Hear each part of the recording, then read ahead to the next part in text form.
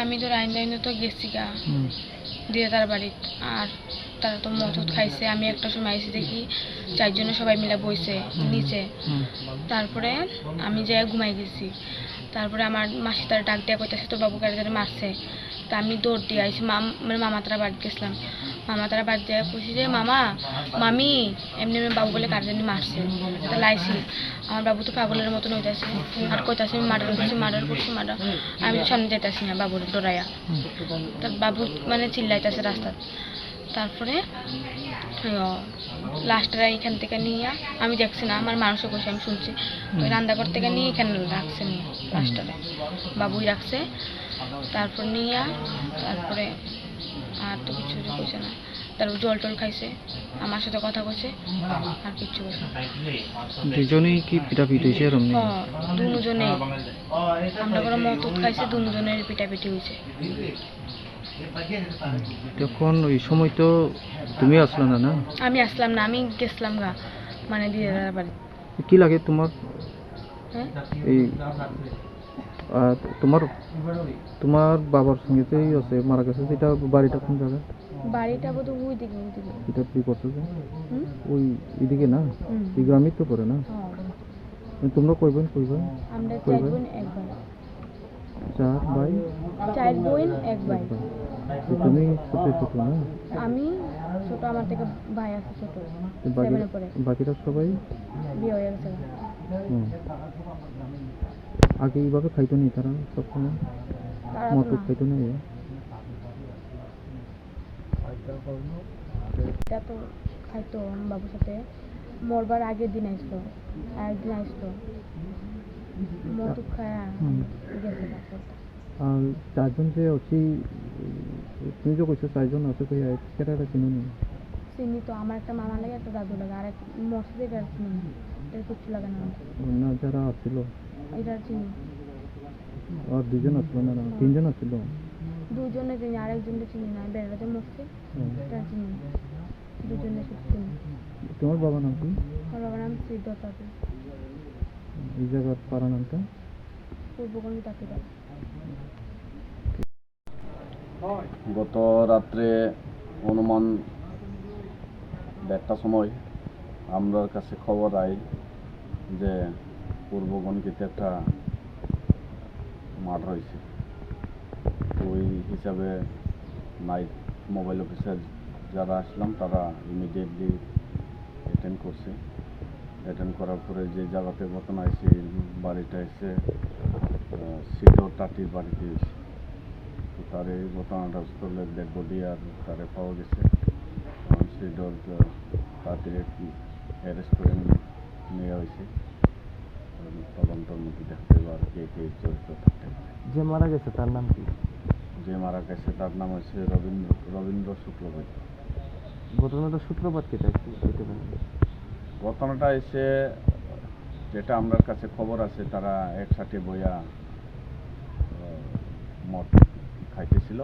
তো খাওয়ানোর পরে বোধহয় সাডেন প্রভোকেশনে এই ঘটনাটা হচ্ছে।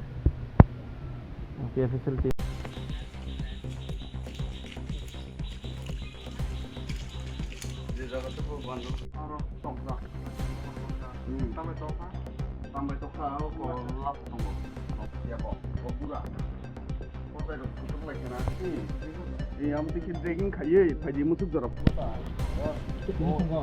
ওই আসুন করোনা খাইছিটা ওকে মুখ দিগা ওকে মুখ ঠিক না গাছ মো ওয়াপি খাই মুখ তা মুখ ড্রেগিং খাইয়ে বডি মুসুক জরা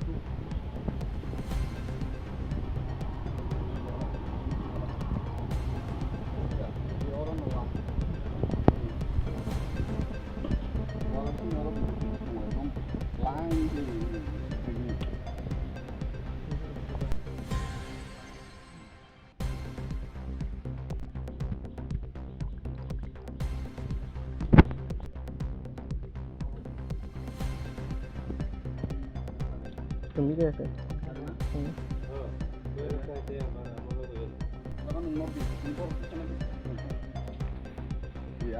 আরো মনে হ্যাঁ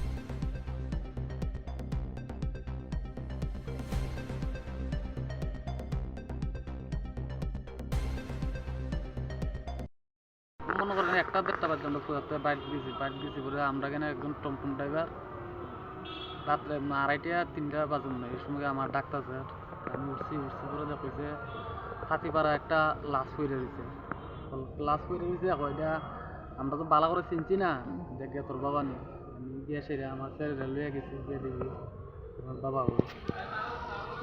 তারপর পুলিশ সারা গেছে গিয়ে সেরে আসামি একজন বইরা আনতে আমার বাবার হাসপাতাল নিয়েছি সকালে আবার এখানে থানাতেছি।